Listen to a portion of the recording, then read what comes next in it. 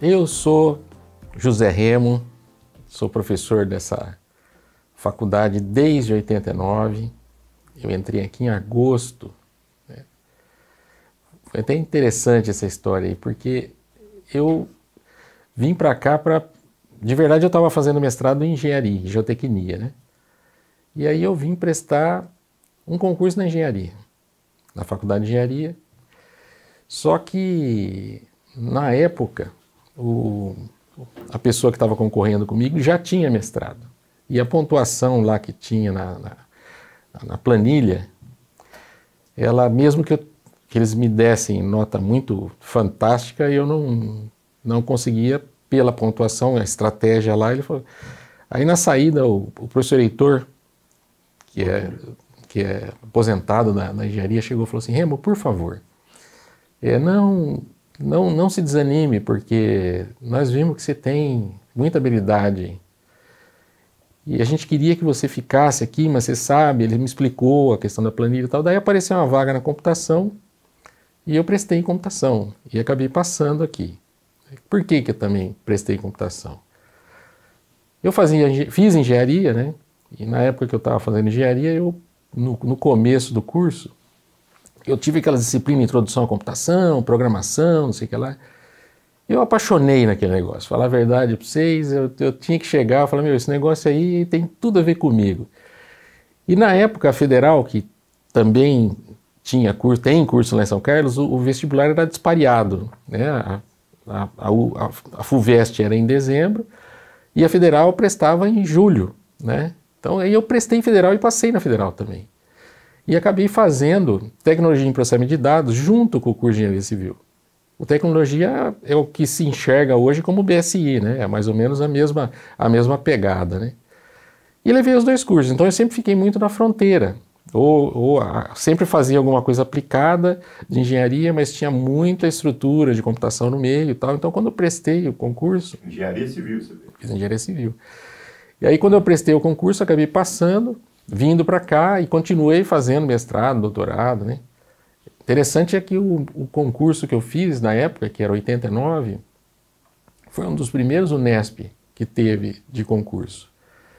Então eu não passei por aquele processo da encampação, aquela adequação das carreiras, né? Eu não passei por aquilo, eu entrei na carreira, eu entrei aqui em MS1 mesmo, aquele negócio. Fiquei em MS1, continuei fazendo o meu mestrado, fiz meu mestrado, prestei concurso de novo, virei MS2, não, para MS2 não, mas depois eu prestei, virei estatutário, depois não valeu, então já prestei um monte de concurso aqui dentro, é um negócio meio maluco. O último foi de titular que eu prestei há 2 anos e meio atrás, né, que foi outubro faz 2 anos que eu assumi, né, 2 anos e meio que eu assumi de titular. Mas assim, aparentemente eu não devia estar no lugar que estou, mas assim, tudo que eu fiz na minha vida foi meio interface, era um negócio bacana, ligando a engenharia com a computação, e isso daí ajudou, eu acho, muito na questão de eu estar dentro da Faculdade de Ciências, né? Porque a Faculdade de Ciências faz com que você tenha tem que ser um pouco eclético para tentar se virar em cima das condições, né? Então eu acho que isso aí tem tudo a ver. Então, eu acho que contribuir para a universidade, para a Faculdade de Ciências, vindo para cá, tendo essa diferença, essa cultura de outro lugar, pensando com coisas diferentes, né? Já que eu não sou da terra, né? Eu vim com um outro olhar diferente daqui. Atualmente você está como vice-diretor e vai estar como diretor a partir de setembro. Então, precisa primeiro ganhar a eleição, né? Precisa ganhar a eleição. Não posso perder para os brancos e nulos, né? Seria demais, né? Quais são as atribuições de um vice-diretor? Então, isso daí é uma coisa que tem mudado muito nos últimos anos. Antigamente, sei lá, 15 anos atrás, alguma coisa assim, o vice tinha uma posição um pouco de substituição em momentos que o diretor não estava, ele cobria as ausências do diretor e tal, mas isso aí de uns anos para cá mudou muito forte. Então, houve uma alocação de atividades para o vice, tipo assim, o diretor tem um perfil de atividades que ele tem que cumprir, De gestão, né? De gestão. O vice tem também alguma coisa de gestão, mas o vice é ligado a outras coisas, né? Então, de uns anos para cá, né, que a permanência teve um protagonismo que dá para se notar, né? Fica tudo na mão do vice. A extensão fica tudo na mão do vice. A internacionalização fica tudo na mão do vice. Então tem um monte a cultura, se o diretor não quiser assumir, fica na mão do vice. E aí na extensão você pega coisas assim, empresa júnior é o vice que toma conta. Então tem um monte de coisa, o cursinho é o vice que toma conta. Tudo você tem que acompanhar, ir atrás de recurso, pedir para a pró-reitoria, esse negócio volta, você trata. Mas assim, o perfil do vice deixou de ser um vice, né? Tanto que existe muita... Quer dizer, tem um monte de funções. Tanto que existe até uma fala, já foi discutido isso muito em fórum de vice, de não ser o nome vice, porque o vice parece que você só substitui, né? De verdade, ser um diretor adjunto, como é na Unicamp, né? A Unicamp chama-se o cargo que eu estou no momento de diretor adjunto, porque você atende, né? Isso é uma coisa esquisita. E assim, eu sou vice-diretor num lugar onde o meu funcionário subalterno é o diretor administrativo, é o diretor acadêmico, é o diretor, sei lá, de serviços. Então, como que um vice tem um cargo abaixo dele, que é o diretor de alguma coisa? Então, quando você vai tentar explicar isso em algum lugar, eu e a diretora administrativa fomos na prefeitura há uns 2 anos atrás. Chegamos para o vice-prefeito, a gente estava com um problema, e chegamos para ele e ele apresentou, não, esse aqui é a diretora, esse aqui é o vice-diretor. Ele começou a tratar a nossa diretora administrativa como ela parou e falou assim, professor, está um erro aqui, porque ele é o meu chefe. É um negócio esquisito isso daí, é um negócio complicado. Então, além das atribuições terem aumentado muito, o cargo tem essa missão de fazer gestão da coisa, né? Então, sempre se tinha um olhar que o vice olhava para a parte acadêmica. Não, é proximidade com os alunos, tal, acompanhar conselho de curso, tal. Esse era um olhar do vice no início, e quando o diretor não estaria presente. Mas isso aí mudou radicalmente nos anos para cá, sei lá, de 8 anos para cá, e as atividades são muitas. Talvez o vice tenha mais, não em decisão, não da importância da decisão, que sempre a importância da decisão sempre é centrada no diretor. Mas se fosse pelo varejo das coisas que acontecem, o vice tem muita coisa para ver. É um negócio muito esquisito. E para o futuro, no cargo de diretor, o que você almeja, o que você espera? Olha, quem teve comigo, próximo de mim, nesse período para trás que eu tive aí acompanhando a Vera, né? Uma coisa que eu sempre tentei fazer era nunca resolver sozinho as coisas. Eu sempre levava as decisões para a CPAD, para a comissão de ensino, para a comissão de extensão. Eu queria muito continuar desse jeito aí, porque eu acho que uma coisa, eu já falei inclusive para a professora Maísa, nossa primeira reitora e reitora atual, que aquela questão no começo da volta da pandemia, que a gente tinha os editais, aqueles editais que vinha algum recurso, que você tinha que focar, aquilo lá para a FC eu achei que foi muito legal, porque você forçou muita gente que se recusava até a conversar junto, a sentar e ter que tomar uma decisão conjunta. Fala assim, não, o edital pede que isso aqui seja tomado em conjunto e todos os interessados têm que participar e esse negócio tem que acontecer. Então aquilo lá, aquela estratégia dos editais, eu usei muito em reunião de CPAD. Então as decisões não eram minhas, graças a Deus não eram minhas, a decisão era colegiada. O que nós vamos fazer, o que nós vamos votar, o que votar e ganhar, eu vou atrás, e vou fazer, e vou executar, vou levar para a Vera. Então o que eu queria muito, né, como o UFC, se você me perguntar, teve épocas aqui na UFC que eu julgava que o entendimento de muitos é que a gente tinha uma federação de departamentos, e eles eram isolados e um não queria nem ter contato com outros. Eu queria que isso aí, a cultura mudasse. Eu acho que já mudou um pouco. Eu queria que a cultura continuasse mudando e todo mundo entendesse que a gente juntos, a gente consegue mais do que se a gente ficar cada um cuidando só do seu. É aquele negócio de equipe jogando bem, né, que você vê. Pode ser que os jogadores não são tão fantásticos assim, mesmo que nós somos, julgo eu que nós somos jogadores fantásticos. e a gente conseguiria muito mais e chegar muito mais longe. Isso era um olhar meu, né? Pode perguntar. Eu queria que você pudesse falar como que você vê o desenvolvimento da Faculdade de Ciências, né? Desde quando você entrou até agora, com todos os cargos de gestão que você já teve, né? Com o seu conhecimento. Então, isso eu acho que é uma coisa que também tem que lembrar, para não passar em branco, né?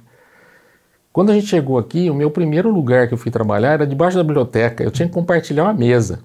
Tinha que compartilhar a mesa. A secretária da época, muito bacana, a dona Leonilda, chegava e falava assim: Remo, se você vier de manhã, não venha à tarde, porque não tinha mesa para os dois, porque não tinha. A gente era, acho que em 20, tinha 10 mesas, então não tinha como você fazer isso. Aí era muito complicado. Então eu acho que eu passei uns 2, 3 meses assim, daí entregaram o prédio que a gente estava lá, que a gente estava em 4 por sala, ficamos vários anos 4 por sala. Então, o que eu enxergo, né? A gente tinha uma carência muito grande de coisas a serem feitas, né? Isso era uma coisa que eu via, né? Então, você tinha uma coisa muito básica e muito clara, acho que, de ver. Quando a gente era a Fundação Educacional de Bauru, a gente tinha projetos pedagógicos voltados para um lugar pago, né? Era uma escola que arrecadava dinheiro para se manter, né? E aí, como que é um projeto pedagógico numa situação dessa? Ele tem uma estrutura mais comercial, é um negócio assim que o cara tinha que seguir algumas regras, mas não era um negócio assim que você estava realmente preocupado em formar uma pessoa. O que você tinha que colocar de conhecimento lá dentro, que realmente falava, um bacharel em ciência da computação precisa disso. Não, essa disciplina é muito complicada, a escola é paga aqui, não vamos pôr. Não, então, quando a gente começou, que a gente tinha novo, muita vontade, uma das coisas que eu fiz, eu virei coordenador de curso de computação e a gente mudou o curso completamente. E aí tiramos várias disciplinas que seriam, sei lá, um pouco mais tranquilas, ou um pouco assim, um pouco longe da ciência da computação, e colocamos ciência da computação no curso. Se era bacharelado de ciência da computação, não vou colocar coisas de teoria de ciência da computação no meio. Aí falou assim, mas você pôs a sua cabeça? Lógico que não. Eu não tenho essa habilidade. Eu, na época, peguei o curso da Poli, o curso da Unicamp, o curso de São Carlos, o curso da Federal, e da USP e da Federal. E peguei, olhei para todos eles e fiz o que caberia aqui dentro. Né? E a gente fez a primeira mudança muito forte, né? Para poder ter uma estrutura de ciência. 93, acho que eu mandei o negócio para a reitoria. Começou em 94, acho que eu mandei em maio de 93, porque tinha um processo que você tinha que mandar até maio, porque tinha que passar na CCG, passar no CEP, depois passar no Conselho Universitário e tal. E eles pediam, na época, eu não lembro qual que era a pró-reitora de graduação, pedia para que chegasse até maio. Então eu assumi, acho que em 92, passei em 92 fazendo isso, reestruturando um pensamento, daí em 93 eu mandei. Começamos em 94 num currículo que eu enxergava que teria uma cara de Unesp. Né? Agora eu tenho um currículo de uma escola pública, com cara de Unesp, bacana, com ciência e tal. Depois o professor Sementilho me ajudou, nós acertamos. Eu ajudei ele, pelo contrário, ele era o coordenador, falando corretamente, ele era o coordenador. Eu ajudei ele, nós acertamos o BSI também, transformamos o processamento de dados em BSI na época, acho que foi em 97, alguma coisa assim. E a gente, tipo assim, era um processo de construção, né?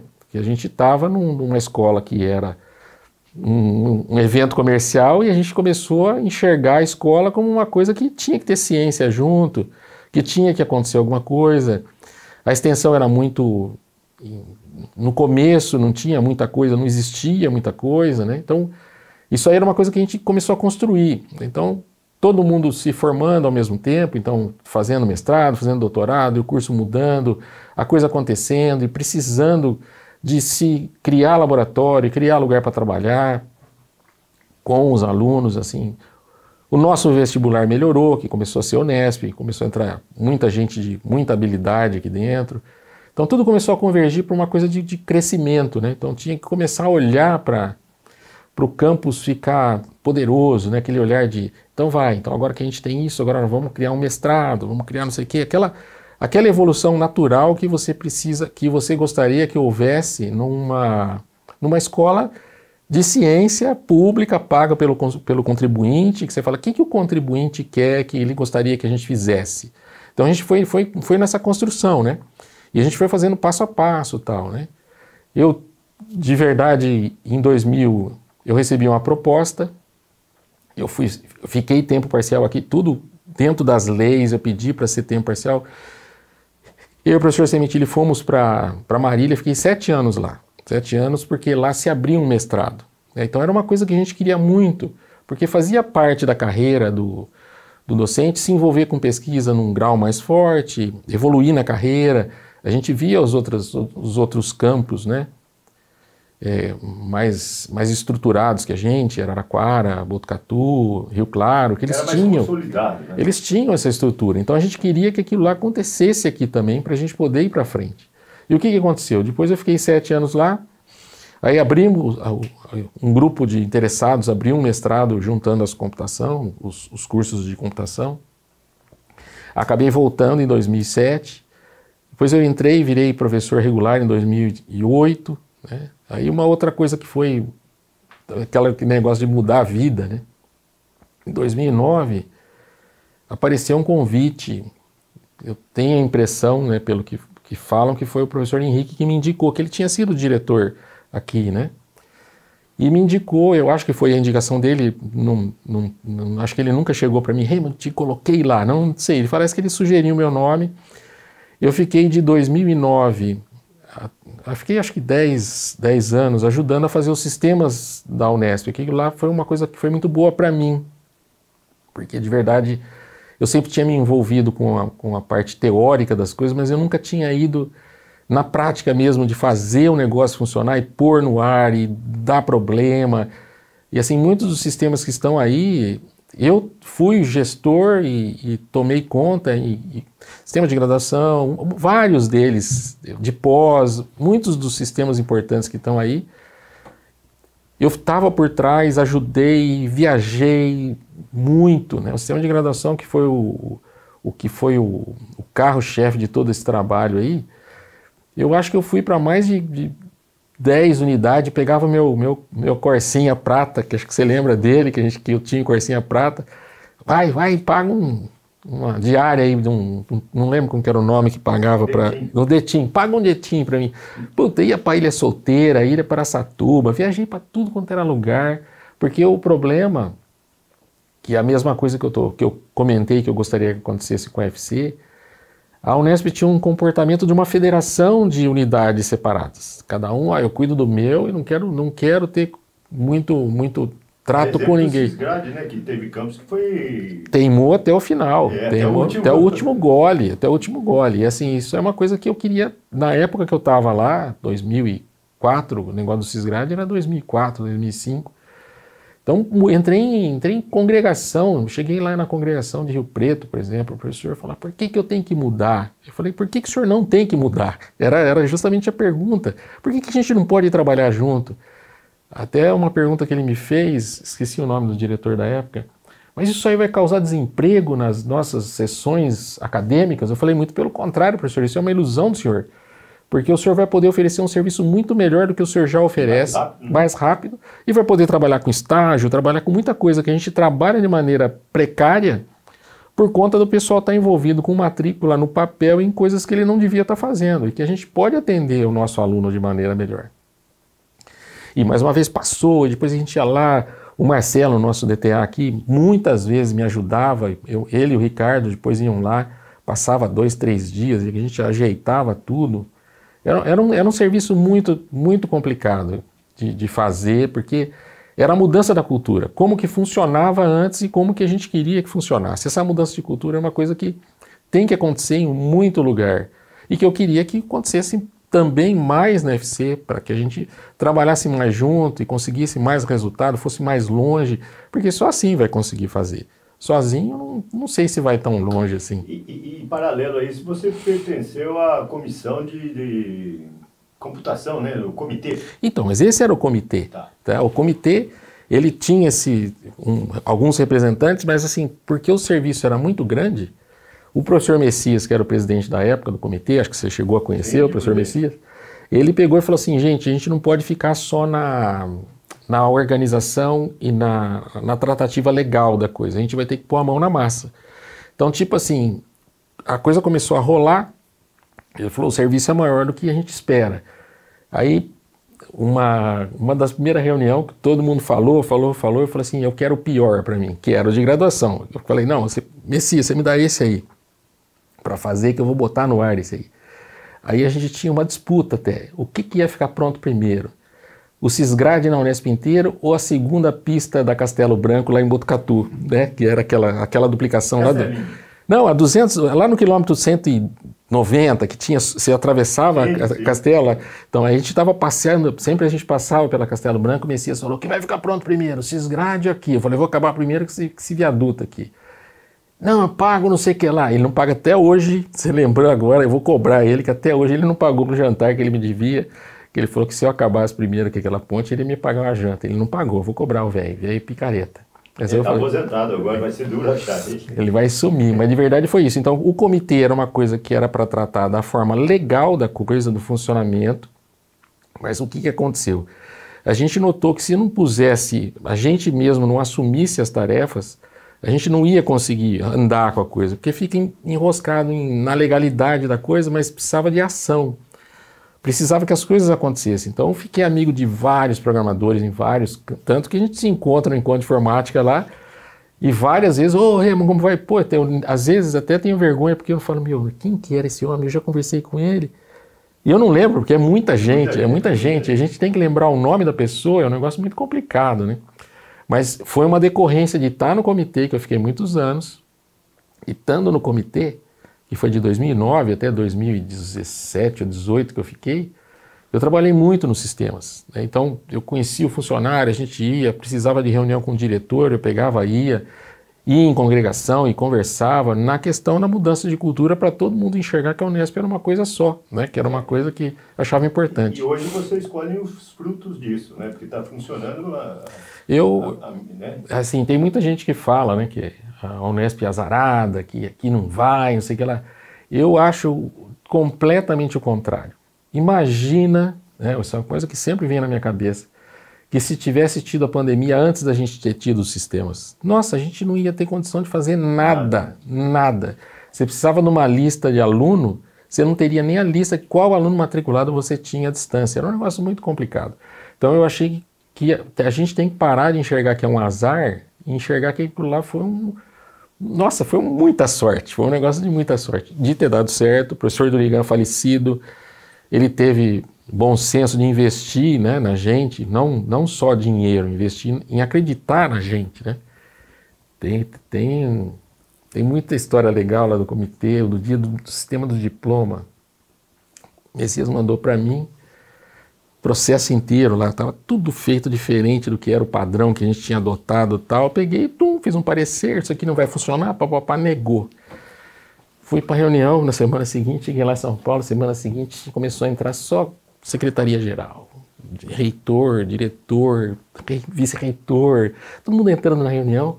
Quem que é o Remo? Eu falei, nossa senhora, o que eu fiz? Pelo amor de Deus, o que eu fiz? Aí o Durigan bravo, como que você nega um negócio que ficou tantos anos tramitando aqui? Professor, aquilo lá tá errado. Ele olhava para mim, aquele bigodão, coçava o bigode aqui assim, aquilo lá tá errado. Como que tá errado, professor? Estou falando que tá errado, não é para fazer assim, o senhor quer que eu faça do jeito certo? Me fala, eu venho aqui, eu faço esse negócio funcionar pro senhor. Mas agora o tempo, professor, eu venho aqui. Quando que é para eu vir? Eu venho aqui a semana que vem, é para falar com o pessoal do IPT, eu venho, não tem problema não. Aí liguei pro meu chapa lá, o diretor de Ilha Solteira, que era muito bacana, agora acho que ele está aposentado, o Guilherme Moreira. Liguei pro Guilherme do céu, tô precisando da sua ajuda, pega a viatura, passa aqui em Bauru, nós vamos parar lá em São Paulo. Sentou com o pessoal do IPT, todo mundo querendo me matar na reunião, um negócio de louco assim, né? Falei assim, o que está acontecendo? Ah, porque tá tudo errado. Não, tá errado, tem que fazer assim, nós temos um padrão, faz assim. Levaram um mês, 2 meses meio contrariado com a gente, mas quando o resultado ficou pronto, todo mundo entendeu que realmente era a melhor decisão. E saiu, e muito diploma, imprimiu lindo, com aquele papel de nota de dinheiro. Sim, fantástico. Convênio com a Casa da Moeda. Fantástico, ficou lindo o negócio. Então, muito problema que eu tive, era justamente de chegar no lugar e a pessoa acreditar no serviço e ter que mudar o comportamento da coisa. Ó, você fazia assim, agora nós vamos fazer assim porque vai ser melhor. Só que aí a gente tinha o efeito colateral de provar que realmente o negócio funcionava melhor. Isso a gente passou muitas vezes. E foi muito legal, foi muito bacana. Tanto é que está funcionando até agora. Tanto que está no ar. Se tivesse, pode xingar o que quiser. Pode falar Pode que espernear, pode espernear o que quiser, que eu vou fazer um sistema de PROEC muito melhor, não sei o que lá. Mas o que está funcionando é o Sysgrad que está por trás. Se colocar, botar a mão na cabeça, isso aí que pega. Né? Fala um pouco para a gente da extensão. Você coordena, você sabe todos os projetos? Nossa, não dá, João, não dá. Há muito projeto. Assim, a gente tem um problema dos anos para cá, por conta de lei federal, tal, não tem como fugir disso, que a gente teve que incorporar nos nossos PPPs a curricularização. Né? Então isso é um efeito colateral, é uma lei, a gente está seguindo, estamos fazendo tudo que tem que fazer. Só que o problema dessa curricularização é que ela existe de várias formas e depende do curso e como o coordenador estruturou isso com o seu conselho, né? Então você pode fazer projeto, pode fazer plano, pode fazer ação. Então é um negócio, tem várias facetas nesse negócio aí. E a vice-diretoria também absorveu toda essa dificuldade, né? Que é um negócio muito grande. Mas tipo assim, a gente na UFC, eu acho que no momento, pro 2025, tinha 50 projetos. Pô, 50 projetos. Pra você passar em parecerista, ver se está certo, aprovar na CPEU. Isso daí é uma coisa que a Pró-Reitoria tem tentado melhorar. Então isso aí deixou de ser uma despesa que a unidade tinha, teve época que a unidade contribuía com a extensão, tinha. Então a gente tinha até reuniões, a gente votava alguma coisa, nós vamos tentar contribuir com 6 projetos. Aí a gente tirava um pouco do dinheiro da unidade, vão ser 10 bolsas de 600, hoje, né, R$700, então a gente tinha um dinheiro. Na estrutura que foi proposta pela Pró-Reitoria, a Pró-Reitoria que está colocando esse recurso para a gente funcionar os projetos de extensão. Infelizmente, o tapete é curto, né? Não dá para falar. Sonhem, peçam 10 bolsas para os seus 10, não. Você pede, vem uma, vem 2. Mas é uma questão também da mudança de cultura. A gente colocou a extensão está existindo, vamos fazer ela crescer, vamos fazer os alunos se envolver, vamos fazer eles ter as tratativas dentro dos cursos, né? Então isso aí vai acontecer. Poderia acontecer melhor se, logicamente, tivesse mais recursos, mas assim, não está deixando de ocorrer. A gente ainda não formou, acho que forma próximo agora, acho que no fim do ano, que começa a formar as primeiras turmas com a curricularização. Mas assim, a UFC sempre teve uma cultura de ter extensão. Esse olhar que a UFC tem de licenciatura, né, que a gente tem muito envolvimento com o ensino, né, a gente sempre teve muita ligação com a escola, de levar o conhecimento na escola, isso aí sempre aconteceu. E de capacitar docentes, sim, né, isso aí fazia muito parte isso aí. E aí a cultura nossa sempre foi forte nisso. Então, alguns departamentos já eram fortes, né, então o departamento de educação muito forte. Agora, por conta da curricularização, isso aí teve que se estender aos outros, mesmo o que eu estou ligado, que é de computação, que não é a computação não tem essa pegada extensionista, ela vai ter que começar a ter, porque você forçou que os currículos tivessem a extensão, então todo mundo está tendo que correr atrás. Uns conseguem mais, outros conseguem menos, mas isso aí vai acabar equilibrando e vai chegar num ponto de equilíbrio para todo mundo. Dos projetos de extensão, qual, cite 2 ou 3, que mais te impacta, que é impactante no seu ponto de vista? Sem falar do CPA, né, que é uma prestação de serviço à comunidade. Então, da mesma coisa de levar o conhecimento nas escolas, né? Então, mesma coisa, assim, isso é uma coisa tradicional que existe. O que eu acho, assim, a dificuldade, ou o que eu valorizo é a pessoa ter a criatividade de uma coisa diferente, né? Então, vou até puxar a sardinha para o lado da computação, que eu achava que era muito difícil de se fazer extensão. Então, de repente, o cara vai e cria um treinamento, uma turma para poder ensinar o cara a arrumar computador e ter a ciência, como que ele faz na comunidade. Então você fala, pô, isso aí ninguém se preocupou em fazer, de repente um docente começa a focar em treinar, em montar, em atender e não sei o que lá. Você está abrindo porta da universidade para uma pessoa à distância começar a pensar na Unesp como uma pessoa, um ente que está aqui para ajudar. Ele pode começar a pensar em prestar o Unesp para vir para cá também. A pessoa... Você acaba divulgando mais então, ainda. É um negócio muito legal, né? Então não é só aquele negócio de fazer, ó, eu estou fazendo a extensão no CPA, ou no IPMET, ou não sei o que lá, que são coisas extensionistas por natureza.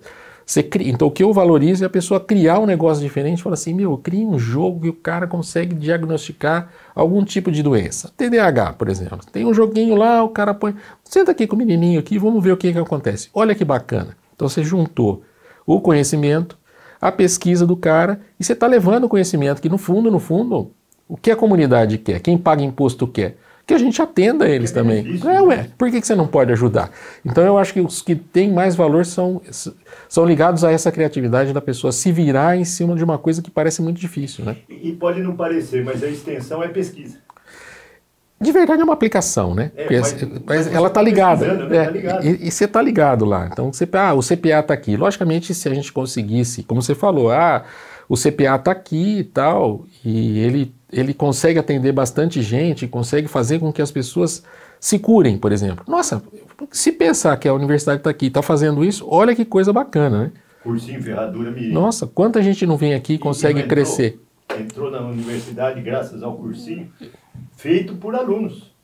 E consegue crescer. Você fala assim, nossa, eu estou fazendo com que a universidade deixe de ser só aquele negócio que forma pessoas, né, uma linha de produção de pessoas, e você começa a abraçar um monte de coisa, trazendo o bem para a comunidade, para a sociedade, para dizer, ou para ficar muito claro que o dinheiro do imposto está sendo bem gasto. Que no fundo, a gente não pode fugir disso. Logicamente você tem o seu salário, eu tenho o meu salário, todo mundo quer receber, faz parte, ninguém está aqui de graça, mas assim, se a gente pode fazer um pouco mais e abraçar muito para trazer um conforto para mais gente, pô, é um negócio que não tem preço. Não tem preço. Do seu ponto de vista, o conhecimento modifica as pessoas. Sem dúvida. Eu não seria nada sem o que eu estudei a minha vida inteira. É um negócio assim, tudo ligado. Assim, você só vai para frente se você se juntar com o conhecimento. Agora, fala um pouco sobre 55 anos da Faculdade de Ciência. É uma faculdade que ministra disciplinas nas outras duas unidades aqui. Então, assim, eu acho que existem 55 é um número curioso, mas assim, eu acho que existem dois momentos para esse 55. Até a encampação, como eu comentei no começo do nosso encontro aqui, no começo da encampação era uma coisa voltada para o comércio, era uma faculdade, depois virou até a universidade, mas ele tinha um procedimento arrecadatório, que ele tinha que se pagar, tinha que se manter. Não caminhava com as pernas próprias, precisava. De suporte. Agora, depois que você, até acho que se encaixa com algumas passagens que eu coloquei aqui, que você faz com que a AFC tenha que andar como uma entidade pública e que tem esse foco aí, eu acho que fica legal.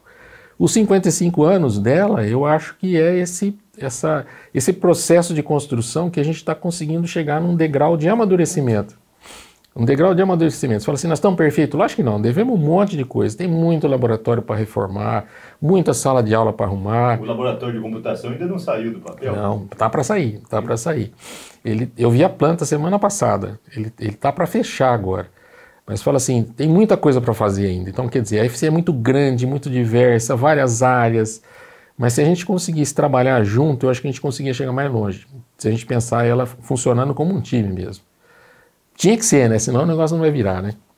Na mesma linha da época que você ingressou na universidade, o seu conhecimento, fala um pouquinho sobre as estruturas que a Unesp tem hoje para atendimento aos alunos, né?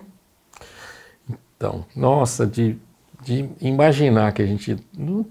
Permanência não existia, né? Permanência era um negócio que você tinha umas bolsas baia, um negócio muito, muito simplório aí.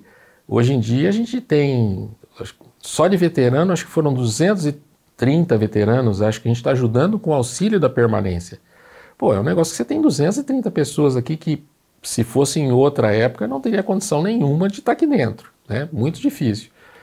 Já que a lei manda que a gente tenha cota, vamos lá, só que você trouxe a pessoa aqui para dentro, você tem que atender, porque senão a gente tem evasão, é um problema muito grave, não adianta só você trazer a pessoa para dentro, presta aqui e vem para cá, a pessoa abandona, isso custa caro para o contribuinte.